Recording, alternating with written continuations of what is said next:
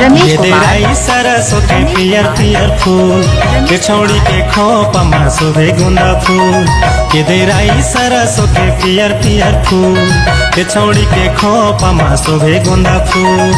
देराई सरसों के पियर पियर फूल ए छोड़ा के हाथ माँ गुलाब के फूल देराई सरसों के पियर पियर फूल ए छोड़ा के हाथ माँ गुलाब के फूल माया अगर हो ही सगा कर कबूल देहू पर पोज माँ गुलाब के फूल माया लबे सोना टरा करे तो कबूल देवे पर पोज माँ गुलाब के फूल हे ये देराई सरसों के पियर पियर फूल के छोड़ी के खोपा मा शोभे गुंदा फूल देराई सरसों के पियर पियर फूल ए छोड़ा के हाथ माँ गुलाब के फूल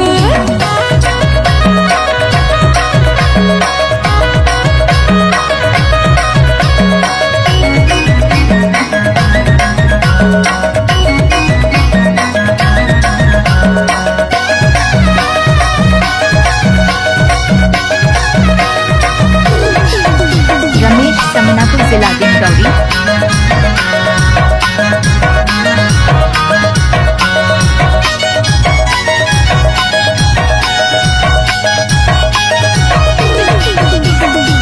लाली है लुगुरा तोर खुला खुला बार होटे के लाली तोरे करत कमार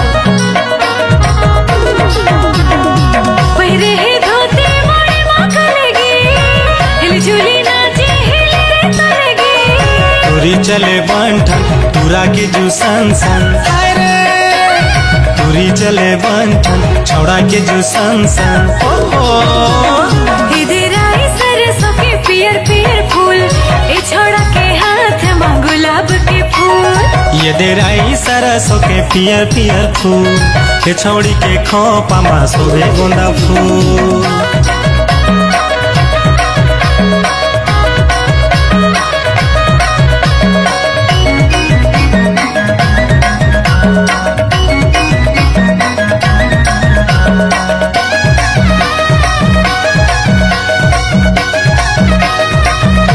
रमेश समनापुर जिला डिंडौरी।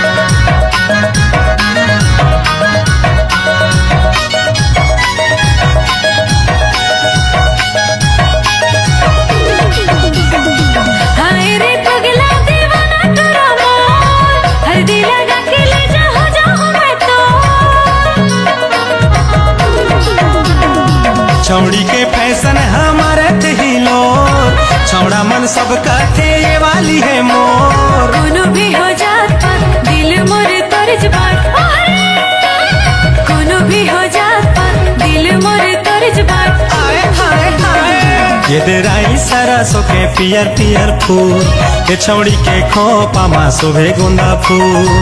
देराई सरसों के पियर पियर फूल ए छोड़ा के हाथ माँ गुलाब के फूल माया अगर हो ही सगा कर कबूल देहू पर पोज मा गुलाब के फूल माया लबे सोना टरा करे तो कबूल देवे पर पोज माँ गुलाब के फूल हे ये देराई सरसों के पियर पियर फूल के छौड़ी के खोपा मा शोभे गुंदा फूल देराई सरसों के पियर पियर फूल ए छोड़ा के हाथ माँ गुलाब के फूल डीजे ये छौड़ी रमेश के कुमार। खोपा मा शोभे गुंदा फूल ये छोड़ा के हाथ माँ गुलाब के फूल हाँ ये छौड़ी के खोपा मा शोभे